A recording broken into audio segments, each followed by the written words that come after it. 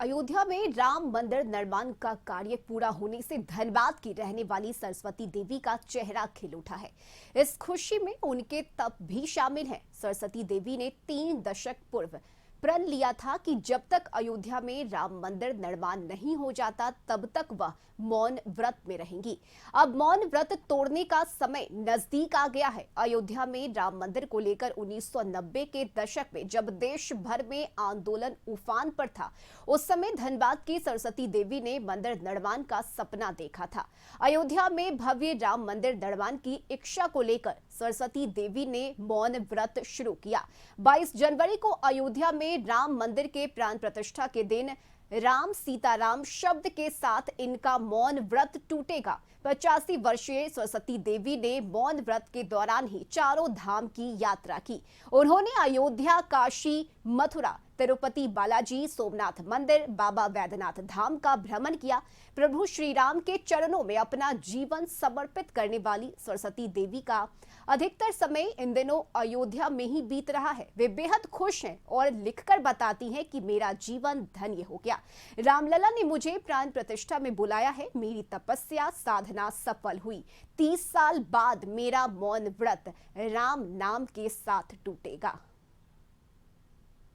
सिया राम मैं सब जग जाने कर हूँ प्रणाम जोरी जुग पानी। इन दिनों पूरा देश जो है वो राममय हो चुका है और खासकर वर्षों बाद जो है रामलला जो है 22 जनवरी को अयोध्या में विराजमान होने जा रहे हैं और इसकी खुशी पूरे देशवासियों को और पूरा देश जो है जश्न मना रहा है। कोई पैदल चलकर अयोध्या पहुंचना चाह रहा है तो किसी ने संकल्प ली हुई है कि जब तक रामलला विराजमान नहीं होंगे अयोध्या में तब तक वो बोलेंगे नहीं। जी बिल्कुल, इस वक्त पूर्वांचल की धरती धनबाद में है और धनबाद में अगर हम बात करें तो हमारे साथ सरस्वती देवी जी हैं जो लगातार 32 वर्षों से मौन व्रत पे हैं।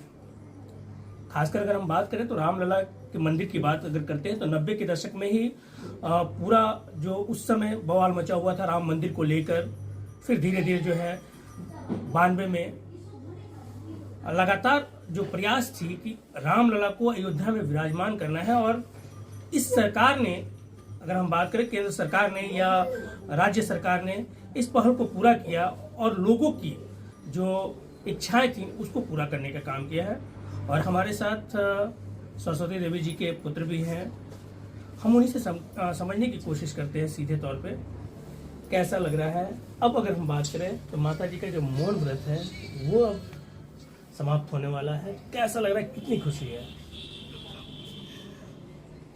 मतलब हमको लगता है कि माँ का बोली सुन सकेंगे, बोली सुनेंगे, अच्छा लगेगा। जैसे 30 साल से मौन है तो हम लोगों को जो दिक्कत होती है कि माँ मौन है और कुछ बोल नहीं सकती है, इतना त्याग है, तो हम लोग चाहेंगे कि जल्दी से जल्दी हम लोग इनकी बोली सुने। एक लंबा समय होता है, एक 32 साल का जो समय होता है वो अंतराल बहुत लंबा होता है और इस दौरान अगर परिवार के जो मुखिया हैं, परिवार के जो सदस्य हैं, अगर वो बातचीत ना करें थोड़ा सा दिल में भी लगता है। लेकिन अब जो है वो उनका मौन व्रत जो है समाप्त होगा। तो कैसे ये 32 साल का सफ़र कैसा रहा? 32 साल में वैसे तो कोई खास दिक्कत आई नहीं, क्योंकि माँ मेरी इशारों में सब चीज़ करवा देती थी।